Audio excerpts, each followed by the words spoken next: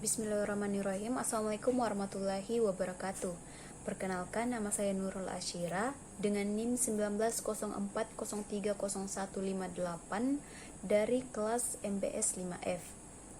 Nah, video ini saya buat untuk memenuhi tugas mata kuliah komunikasi pemasaran, yaitu tugas ujian akhir semester. Di mana yang pertama yaitu mengenai iklan sosial dan iklan bisnis. Nah, adapun tanggapan saya mengenai iklan sosial yang saya pilih yaitu iklan layanan masyarakat, yang dimana dalam iklan ini itu membahas tentang toleransi. Nah, dimana ada berbagai macam perbedaan seperti perbedaan agama, kemudian perbedaan yang lainnya, yang dimana perbedaan-perbedaan ini itu tidak menjadi penghalang dari kebersamaan. Kemudian yang kedua yaitu iklan bisnis, dimana dalam iklan ini yaitu iklan produk Pocari Sweat. Namun menurut saya kekurangan dari iklan ini yaitu kurangnya penjelasan mengenai kelebihan-kelebihan atau manfaat dari produk tersebut, sehingga calon konsumen yang melihat produk ini itu tidak bisa mengetahui informasi-informasi dari iklan ini mengenai produk yang diiklankan, yaitu Pocari Sweat. Soal selanjutnya yaitu sebagai public relation, apakah harus mengatakan yang sebenarnya mengenai perusahaan PR tersebut. Nah, menurut saya menjadi seorang public relation atau PR di suatu perusahaan atau organisasi itu memang terkadang menjadi pekerjaan yang sulit dan dilematis. Nah, di suatu sisi perusahaan yang berorientasi pada keuntungan membuat seorang public relation harus berusaha untuk bagaimana dengan berbagai cara untuk memperluas pasar, kemudian menjaga hubungan dengan relasi maupun menjaga citra perusahaan agar tetap baik dalam keadaan apapun. Nah, namun di sisi lain ada etika-etika dan hukum yang harus dipatuhi oleh seorang public relation dalam melakukan tugasnya. Nah, di mana public relation ini merupakan ujung lidah dari sebuah perusahaan. Nah, public relation atau PR harus mengatakan yang benar. Kemudian menjadi seorang public relation atau PR itu tidak boleh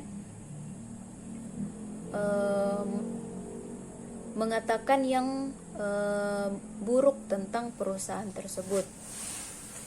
Nah, ada sebuah prinsip yang harus dipegang oleh seorang PR dalam menghadapi kedilematisan yang dijelaskan yang saya jelaskan tadi, yaitu mengatakan yang benar, namun tidak semua yang benar atau tidak semua harus dikatakan. Artinya, seorang public relation itu harusnya mampu memilah mana yang harus dikatakan kepada relasi maupun publik dan mana yang tidak perlu dikatakan. Nah, contohnya, misalnya seorang public relation itu ditanyai oleh relasinya tentang keuntungan perusahaannya.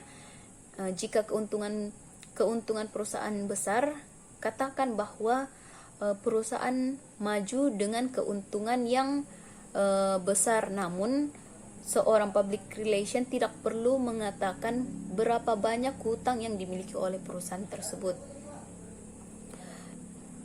Pada intinya, seorang public relation harus pandai menjaga rahasia perusahaan, kemudian mampu mengeksplorasi kebaikan dan kemajuan perusahaan, namun tidak dibenarkan untuk mengatakan hal yang buruk tentang perusahaan tersebut. Selanjutnya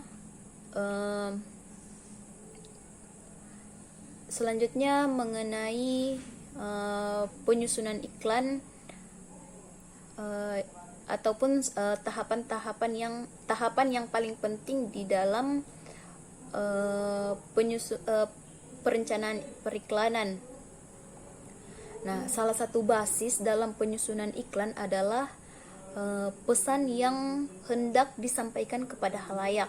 Nah, tujuan iklan sebelum pada level peningkatan penjualan adalah menyampaikan informasi tentang keberadaan produk yang ditawarkan. Kemudian seluk-beluk produk harus sampai dan dapat dimengerti oleh khalayak. Nah, apalah gunanya sebuah produk yang memiliki kualitas yang bagus bila tidak diketahui oleh calon pembelinya. Oleh karena itu, masalah komunikasi pemasaran yang paling fundamental adalah bagaimana suatu pesan menarik perhatian atau attention khalayak. Nah, ketertarikan khalayak pada pesan merupakan pintu masuk ke dalam aspek psikologis individu. Jadi, tahapan yang paling penting dalam penyusunan iklan yaitu strategi kreatif, di mana strategi kreatif ini berpengaruh pada tahapan-tahapan yang lainnya.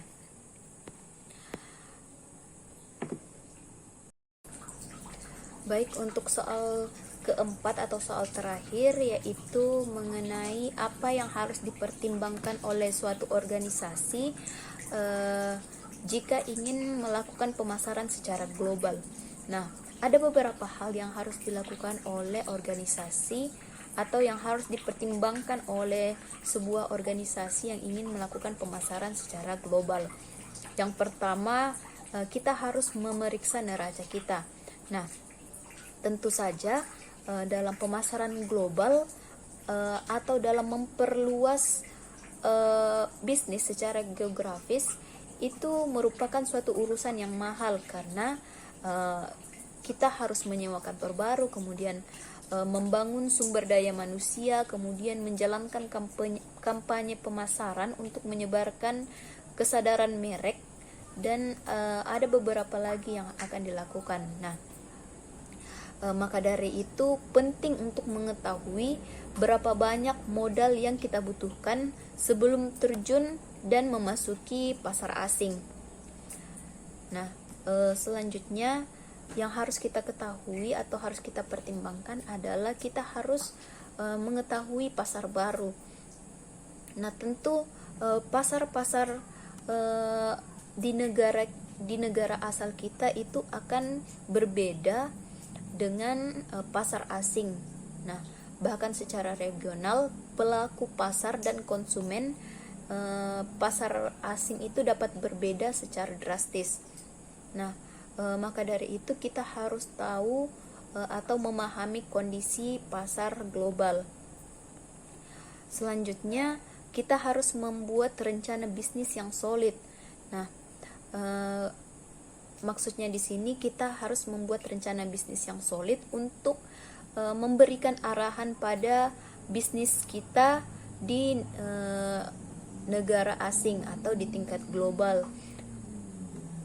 Kemudian membuat rencana pemasaran yang agresif. Nah, kita mungkin telah meluncurkan produk atau layanan terbaik di dunia, tetapi tidak ada yang akan membeli kecuali kita menjelaskan mengapa produk kita itu bisa dikatakan produk terbaik. Nah, maka dari itu kita harus membuat rencana pemasaran yang agresif. Pemasaran merupakan suatu keharusan untuk menyebarkan berita tentang produk atau layanan yang kita sediakan. Selanjutnya yaitu memiliki rencana untuk meningkatkan modal. Nah, tentu untuk melakukan pemasaran secara global itu merupakan suatu upaya yang mahal, mulai dari pengeluaran kantor, kemudian gaji karyawan, dan berbagai pengeluaran bisnis lainnya. Itu sangat berpengaruh terhadap modal kita. Maka kita harus memiliki rencana untuk meningkatkan modal kita dalam pemasaran global. Nah, mungkin itu saja yang bisa saya jelaskan mengenai strategi atau hal-hal yang dapat dipertimbangkan dalam melakukan pemasaran global. Nah, lebih dan kurangnya mohon dimaafkan. Wabillahi taufiq wal hidayah. Wassalamualaikum warahmatullahi wabarakatuh.